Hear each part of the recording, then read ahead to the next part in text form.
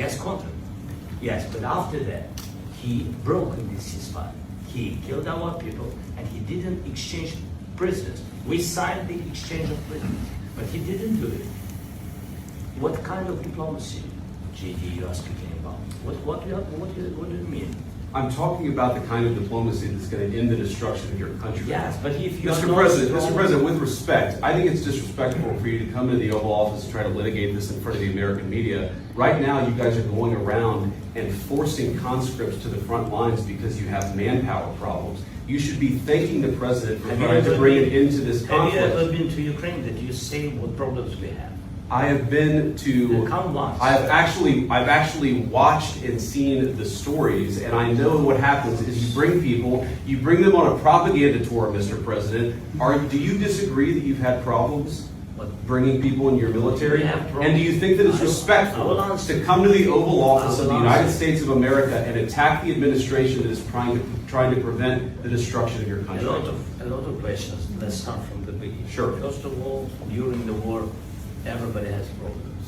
Even you, but you have nice ocean and don't feel now, but you will feel it in the future. God bless. You don't know that. God bless. You don't God know. bless. You will not have a war. Don't tell us what we're going to feel.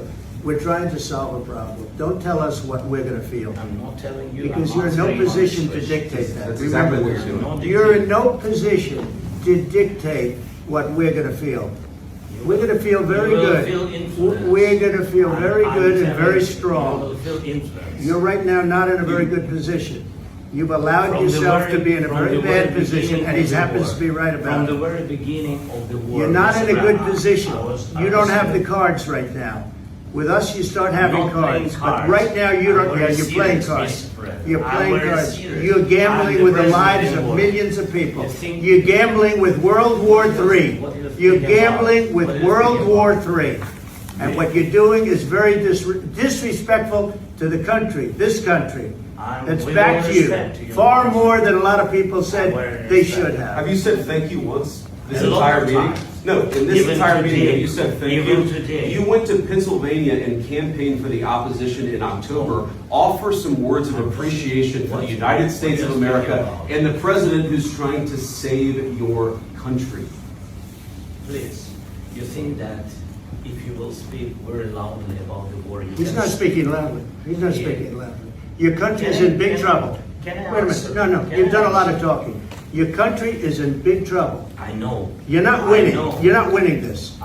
You have a damn good chance of coming out okay because of us. Mr. President, we are staying in our country, staying strong from the very beginning of the war. We've been alone. And we are thankful. I said thanks. You haven't been alone. You haven't been alone. We gave you, through this stupid president, $350 billion. We gave you military equipment, and your men are brave, but they had to use our military. If you didn't have our military equipment, this war would have been over in 2 weeks. In 3 days. I heard it from Putin. In 3 days. This is something maybe less. In 2 weeks, of course, yes. It's going to be a very hard thing to do business like this. Again, just say thank you. I said a lot of times to American people. Accept that there are disagreements, and let's go litigate those disagreements rather than trying to fight it out in the American media when you're wrong. We know that you're wrong. But you see, I think it's good for the American people to see what's going on. I understand. I think it's very important. That's why I kept this going so long.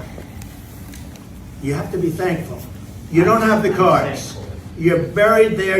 Your people are dying. You're running low on soldiers. Listen, you're running low on soldiers. It would be a damn good thing. And then you tell us, I don't want a ceasefire. I don't want a ceasefire. I want to go and I want this. Look, if you could get a ceasefire right now, I tell you, you take it so the bullets stop flying and your men stop getting killed. Of course, we want to stop the war. But you're saying you don't want a ceasefire. I want a ceasefire because you'll get a ceasefire faster than an agreement. Ask our people about a ceasefire, what they think. That wasn't with me. That wasn't with me. That was with a guy named Biden, who was not a smart person. That was with Obama. It was your president. Excuse me. That was with Obama, who gave you sheets, and I gave you javelins. Yes. I gave you the javelins to take out all those tanks. Obama gave you sheets. In fact, the statement is, Obama gave sheets and Trump gave javelins. You got to be more thankful. Because let me tell you, you don't have the cards. With us, you have the cards. But without us, you don't have any cards. One more question to Mr. Vice President.